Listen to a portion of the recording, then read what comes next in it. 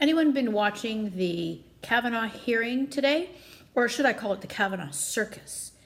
I've tuned into a little bit of it because, there are other things one must do in the day other than listen to a hearing that's being done solely for the purpose of being able to proceed with the confirmation of this upstanding citizen without having to see riots erupting in the streets afterwards because the Democrats didn't get their way. And I just don't get the seriousness with which these 11th hour allegations are being treated.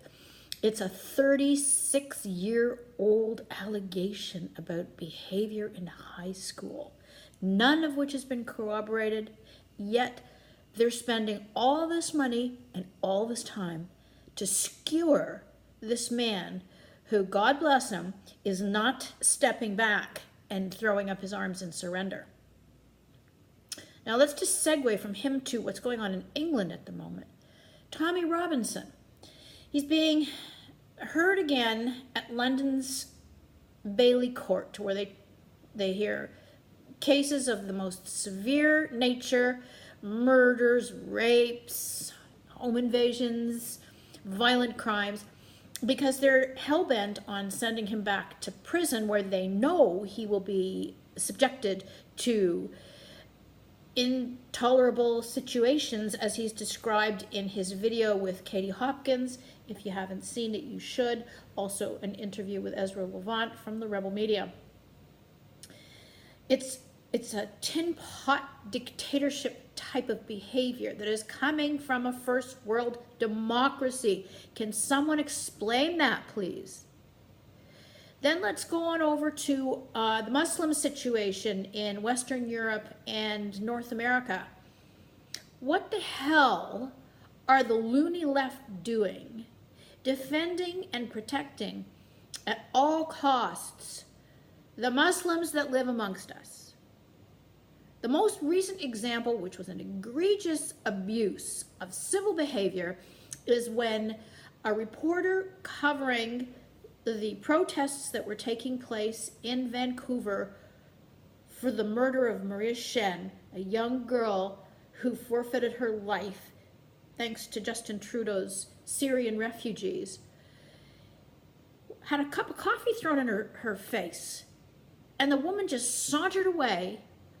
And how many broadcasts or newspaper reports have we heard about this since that event took place? One, and that was the Rebel Media. We have Faith Goldy. She's the third highest rated candidate for the mayoral race in Toronto, and she's being kept out of the debate. Why? She's being labeled as an extremist and far right and racist. Of course, that's the favorite word to use these days. But I've traveled with Faith Goldy. I've heard her speak. She's intelligent, articulate, and represents many of us Canadians, by the way, and many of our feelings regarding what should be done to protect the Canadian citizens from gun violence and from crime in general, in spite of the virtue signaling politicians that we have at the moment that are leading the City of Toronto #1, and last but not least, the country of Canada. As my final comment on this video is our complete disaster and embarrassment of a Prime Minister, Justin Trudeau. He got snubbed by Donald Trump at the United Nations conference in New York. Where are some of the videos for us to be able to observe just how he was rebuffed by the president of one of the greatest countries in the world? And why do you think that is? Because he and his foreign affairs minister, Chrystia Freeland, behave like a couple of high school buffoons who think that by poking the bear, they're going to bolster their chances of getting reelected in October of 2019. Well, if you look at the election that just took place in Ontario and then New Brunswick, coming up is Quebec, so that should be quite telling. In the spring, we'll have Alberta, which will likely go conservative. There's a wave, and I think it's being underestimated, when Donald Trump was elected president, I'm back and forth to the US a lot. You could feel in the air the desire on the part of the average working stiff to elect him.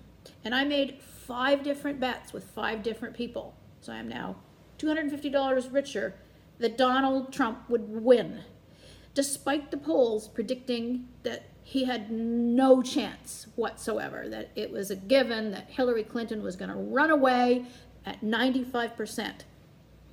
So I think any of the polls that we see today are similar, not worth the paper they're written on, and I have a feeling, and I'd be prepared to bet, that we're going to see that conservative wave come October in 2019. And the only worry I have is that because our real conservative party leader, Maxime Bernier, may possibly pull away a lot of the vote from Andrew Scheer, who doesn't deserve it anyway, and then we might get stuck with Prime Minister Buffoon for another 4 years, and God help us if that's the case.